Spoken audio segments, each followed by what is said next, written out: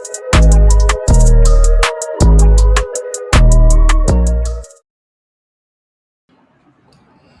அலைக்கும். இந்த வீடியோவில் பார்ட் 1ல் பார்ட் பி ஸ்ட்ரக்சர் பார்ட் முதலாவது கேள்வியை தான் பார்க்க போகிறோம். முதலாவது கேள்வி வழமையாக உங்களுக்கு வர மாதிரி தான் பின்ன கேள்வி. இதில் பின்ன கேள்வியோடு சேர்ந்து நேர்மாறு வீத சமன் மனித வேலை சம்மந்தப்பட்ட கேள்வியும் வந்துருக்கு. அப்போ ஆரம்பத்தில் நம்ம பின்ன கேள்வியை பார்த்துட்டு அடுத்து என்ன செய்வோம், இந்த மனித வேலை கேள்வியை பார்ப்போம். இதில் சொல்கிறாரு பாருங்கள், ஒரு குறித்த ஒரு நாளில் தொழிற்சாலை ஒன்றில் என்ன செஞ்சிருக்காங்க, பொருட்களை உற்பத்தி செஞ்சிருக்காங்க. அந்த மொத்த பொருட்களில் 1/5 அரச துறைக்கு கொடுக்கலாம். சரி, 1/5 அரச துறைக்கும், அடுத்த 3/1 தனியார் துறைக்கும் வழங்கப்படுது. இப்படியான கேள்விகள் வரக்குள்ள நீங்கள் ரஃபாக என்ன செய்யலாம், சின்ன ஒரு சாட் மாதிரி ஒன்று அடிச்சு என்ன செய்யலாம். அப்போ சின்ன ஒரு குறிப்பு தான் இது. எப்பயுமே பின்ன கேள்வியில் நீங்கள் எடுக்கணும், மொத்தத்தை 1 எடுக்கணும். மொத்தம் எப்பயுமே 1 எடுத்துட்டு இப்போ இதில் முதலாவது என்ன சொல்கிறாரு, அரச துறை. அரச துறைக்கு எவ்வளோ, 5. அடுத்தது சொல்கிறாரு தனியார் துறை. தனியார் துறைக்கும் மொத்தத்தில் எத்தனை, 3. அப்போ இதில் பாருங்கள், இந்த கேள்வியிலே எஞ்சியதில்ங்கிறது இல்லை தரவில். அதனாடித்தான் நான் தனியார் துறைக்கு என்ன விட்டுருக்கேன், 3 டிரெக்டாகவே போட்டிருக்கேன். ஒருவேளை உங்களுக்கு சில டைமில் என்ன வரும், எஞ்சியதில் 3 வரும். அப்போ எஞ்சியதில் என்ன நம்ம என்ன சொல்லி வருதுக்கு, மீதியில் 3 இல்லாட்டி எஞ்சியதில் 3 போடணும். சரியா? இப்போ இவ்வளவும் தரவாக தந்திருக்கார். இப்போ மட்டும் முதலாவது கேள்வி என்ன கேட்காரு, அரசு துறைக்கும் தனியார் துறைக்கும் வழங்கிய பின்னர் மீதமுள்ள பகுதி மொத்த உற்பத்தியில் என்ன பின்னமா.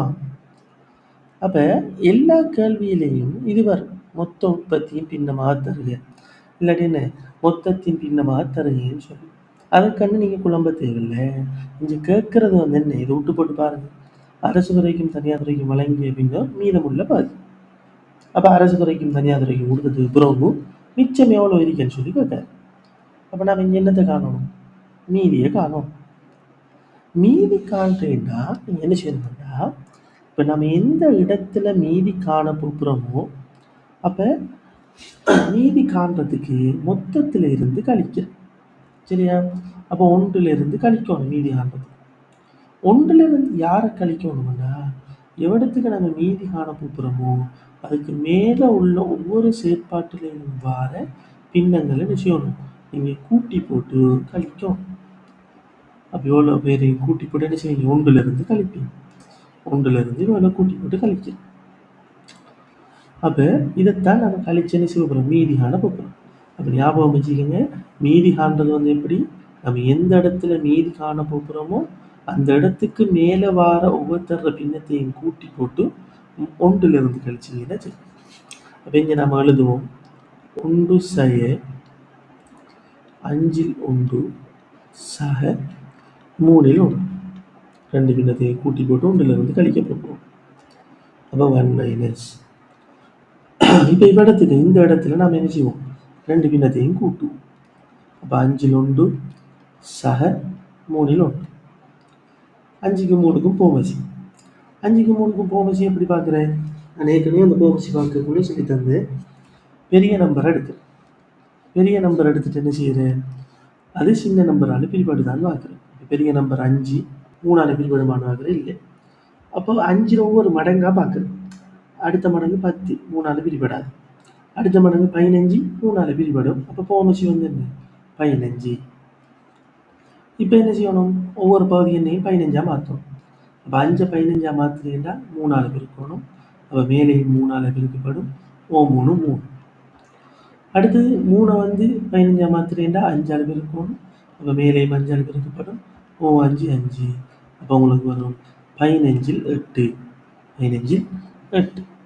அப்போ இங்கே இந்த 2 பின்னத்தையும் கூட்டி எடுத்துமாண்டா 15 8. 15 8. இப்போ நீங்கள் என்ன செய்ய போகிறீங்கன்னா 1 என்ன செய்ய போகிறீங்க, 15 8 கழிக்க போகிறீங்க. 1 நீங்கள் என்ன பின்னத்தை கழிக்கிறீங்கன்னாலும் இந்த மெத்தட்டை பிடிச்சிக்கணும். இந்த மெத்தட்டில் எப்படி செய்கிறீங்கன்னா, கீழே இந்த 1 கழிக்க வருதுவா பின்னம், அது கீழே இருக்க பகுதியை அதை அப்படியே தூக்கி விடையில் போடுது. 15 இருந்தால் 15 தூக்கி போடுறேன், 8 இருந்தால் 8 தூக்கி போடுறேன், 7 இருந்தால் 7 தூக்கி போடுறேன், 3 இருந்தால் 3 தூக்கி போடுறேன். போட்டுட்டு நீங்கள் என்ன செய்யணும்டா, இந்த கீழே இருக்கிற பகுதியிலிருந்து மேலே இருக்கிற தொகுதியை என்ன செய்யணும், கழிக்கணும். அப்போ 15லிருந்து 8 கழிக்கணும். அப்போ எவ்வளோ வரும், 7 வரும். அப்போ உங்களுக்கு விட என்ன, 15 7. அதை இடத்துக்கு மார்க் பண்ணிக்குவோம். மீதி 15 7. அப்போ இதை கண்டுட்டு சரியா. அப்போ முதலாவது கேள்விக்கு வேலை முடிஞ்சு. இப்போ 2வது கேள்விக்கு வருவோம். அதில் என்ன சொல்றாரு, அரசு துறைக்கும் தனியார் துறைக்கும் வழங்கிய பின்னர் மீதமுள்ள பகுதி அப்படின்னா அது மிச்சம் 15ல் 7 15ல் 7 4ல் 3 என்ன செய்ய போகிறாரா, ஐரோப்பிய சந்தைக்கு ஏற்றுமதி செய்ய போகிறார். அப்போ அடுத்த விஷயத்துக்கு நாம் வருவோம், ஐரோப்பிய சந்தை. அப்போ இதுக்கு என்ன செய்கிறாரு, மீதியில் 4ல் 3. இப்போ உங்கள்கிட்ட கேள்வி, அதனை ஐரோப்பிய சந்தைக்கு ஏற்றுமதி செய்யப்படுதுன்னா அந்த ஏற்றுமதி செய்யறது மொத்த உற்பத்தியின் பின்னமாக தருது. அப்படின்னா என்ன, ஐரோப்பிய சந்தைக்கு ஏற்றுமதி செய்யறதுக்குரிய பின்னம், மொத்த உற்பத்தியின் பின்னம்னா பின்னத்துக்கு கேட்கறது அர்த்தம். அப்போ நாம் இங்கே வருவோம், மீதியில் 4ல் 3 தான் பரப்போம். அப்போ நாம் இந்த மீதி காணணும்பா. அப்போ ஆல்ரெடி என்ன செஞ்சு வச்சிருக்கோம், இந்த மீதி கண்டு வச்சிருக்கோம். அப்போ நமக்கு காண்ற வேலை இல்லை. அப்போ மீதியை ஆல்ரெடி கண்டு வச்சிருக்கோம். அது என்ன, 15 7 15ல் 7. இப்போ இந்த 15ல் 7 4ல் 3.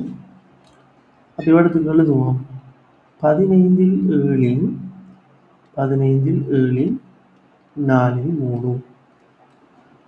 அப்போ இதை பெருக்கணும்டா, இங்கே என்ன செய்யணும், பெருக்கும். அப்போ 15ல் 7 தர 4ல் 3. இப்போ இதில் சுருக்க ஏழுமானத்தை சுருக்குறேன், 15ஐயும் 3ஐயும் சுருக்கலாம். இங்கே ஒரு தரம், இங்கே 5 தரம். அப்போ மேலே இருக்கிறாக்களை பெருக்கணும்னா 7, கீழே பெருக்குனா 20.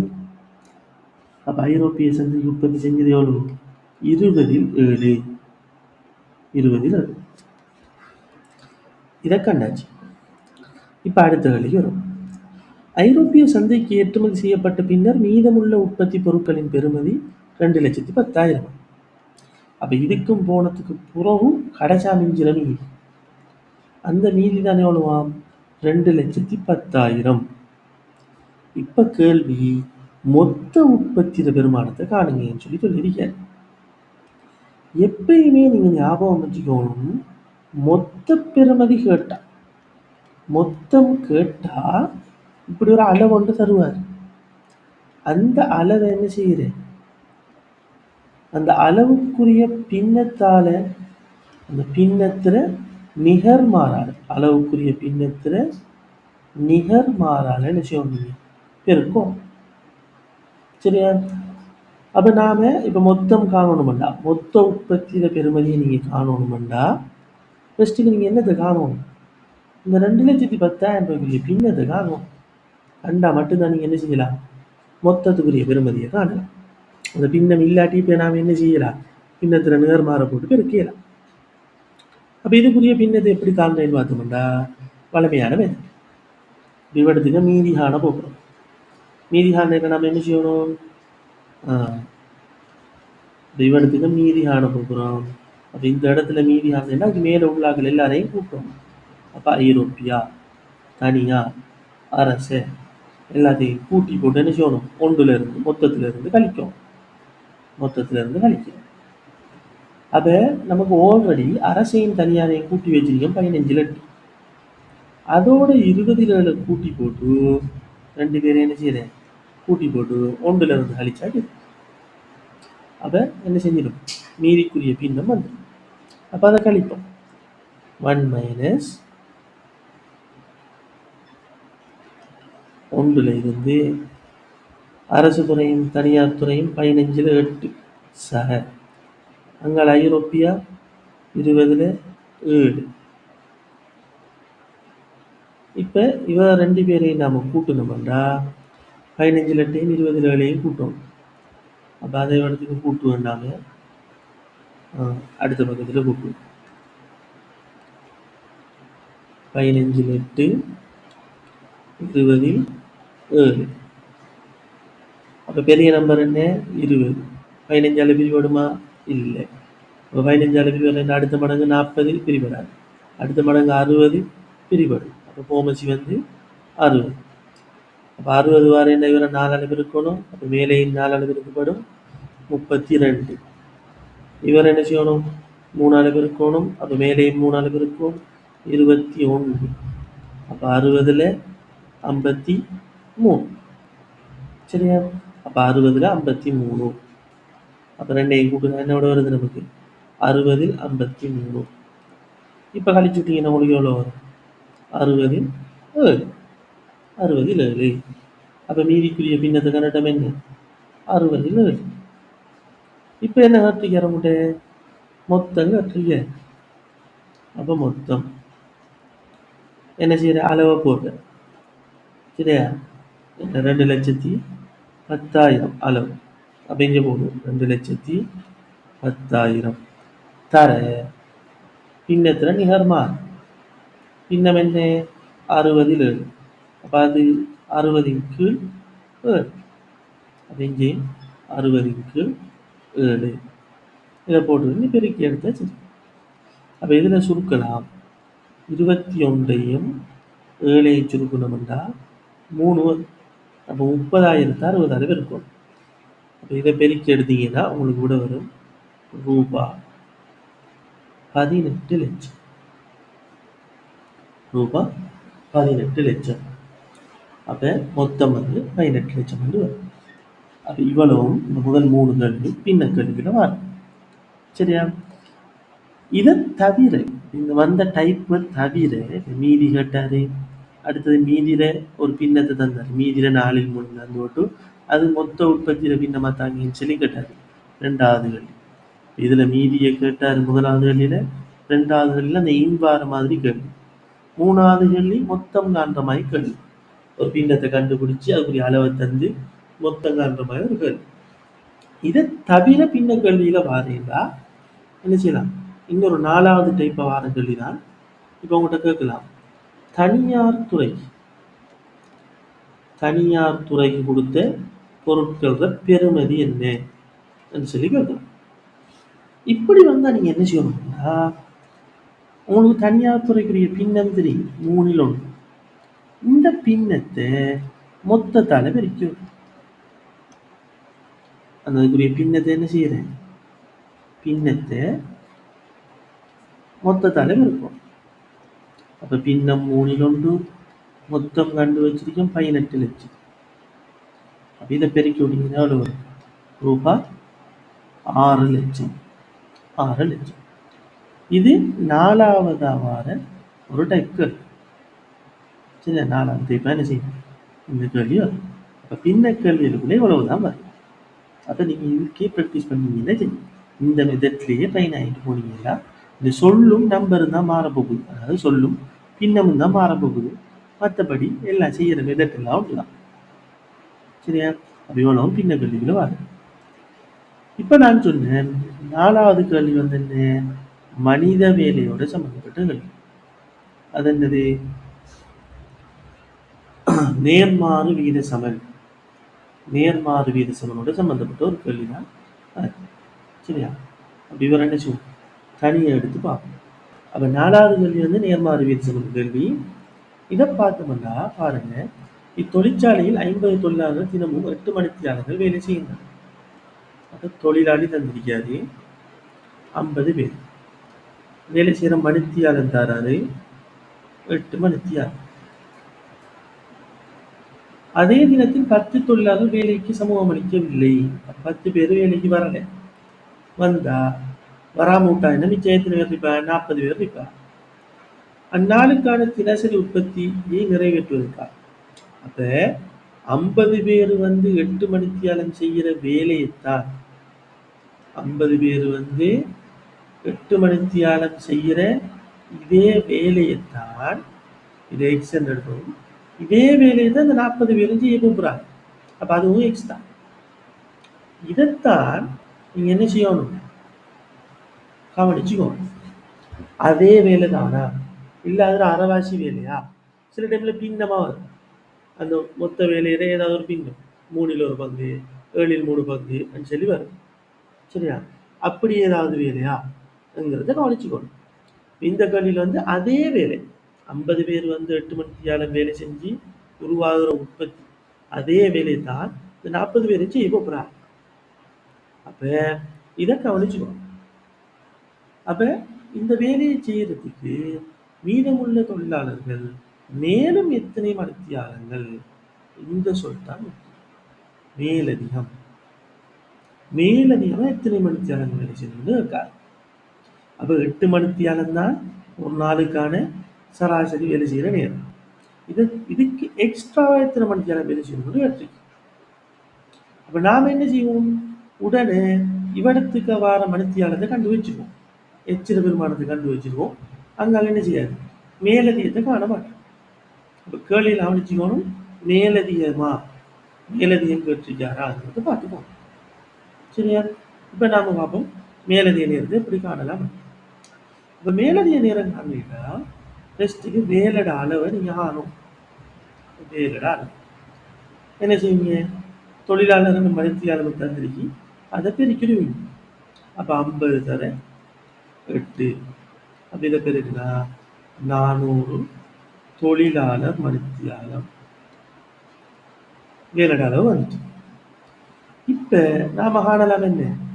40 பேரும் எத்தனை மணித்தியாலம் வேலை செய்வாங்க? அப்போ 40 பேர் வேலை செஞ்சா 40 பேர் வேலை செய்யக்குள்ள எத்தனை மணித்தியாலம் பார்ப்போம். அதுக்கு என்ன செய்யறேன்? வேலையை இப்போ 400 தொழிலாளர் மணித்தியாலத்தை எத்தனை தொழிலாளர் வேலை செய்ய போகிறாங்க? 40 தொழிலாளர் வேலை செய்ய போகிறாங்க. இதால் பிரிக்கும். அது பிரிச்சு எவ்வளோ வரும்? 10 மணித்தியாலம். 10 மணித்தியாலம் வருது. இப்போ கேட்ட கேள்வி நம்மகிட்ட மேலதிக மணித்தியாலம். மேலதிக மணித்தியாலம்.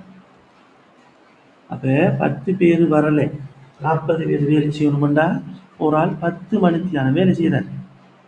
எல்லாரும் வந்து எத்தனை மணித்தியாலம் வேலை செய்வார்? 8 மணித்தியாலம் தான் வேலை செய்வார். அப்போ இதை கழிச்சு விட்ட மாட்டேன் எவ்வளோ வரும்? 2 மணித்தியாலம். 2 மணித்தியாலம். அப்போ மேலதிக வேலை எவ்வளோ? 2 மணித்தியாலம். இந்த கேள்விக்குரிய விட 2 மணித்தியாலம். அப்போ நான் ஏற்கனவே சொன்ன விஷயங்களை கவனிச்சுக்கோங்க. அதே வேலையா இல்லை அதில் அரைவாசி வேலையா இல்லை 2 மடங்கு வேலையா இல்லை குறித்த ஒரு பின்னம் தந்து 3ல் 1 பங்கு வேலையா 7ல் 1 பங்கு வேலையாங்கிறத பார்த்து நாம் என்ன செய்யணும்? வேலோட அளவு கண்டுபிடிக்கணும். கண்டுபிடிச்சிட்டு அதுக்கு எவ்வளோ மணித்தியாலம் எடுக்கும், அது எத்தனை நாள் எடுக்கும்னு பார்க்கணும். பார்த்துட்டு மேலதிகம் கேட்பிச்சாராங்கிறத பார்த்துக்கணும். மேலதிகம் கேட்டிருந்தா என்ன செய்யணும்? வளமையான அளவுக்கும் நாம் கண்டுபிடிச்ச அளவுக்கும் எவ்வளோ வித்தியாசம் பார்த்து அதை கொடுத்து செய்யணும். அப்போ இவ்வளவுதான் முதலாவது ஸ்ட்ரக்சருக்குள்ள வரும். பின்னமும் நேர்மாறு வீழ்ச்சி. சரியா? அது சொன்ன விஷயங்களை கவனித்து செஞ்சீங்களே சரி. பேரும் நம்பரும் தான் மாறப்போகும். வேற ஒன்றும் மாறல. கவனமாக செய்யணும்.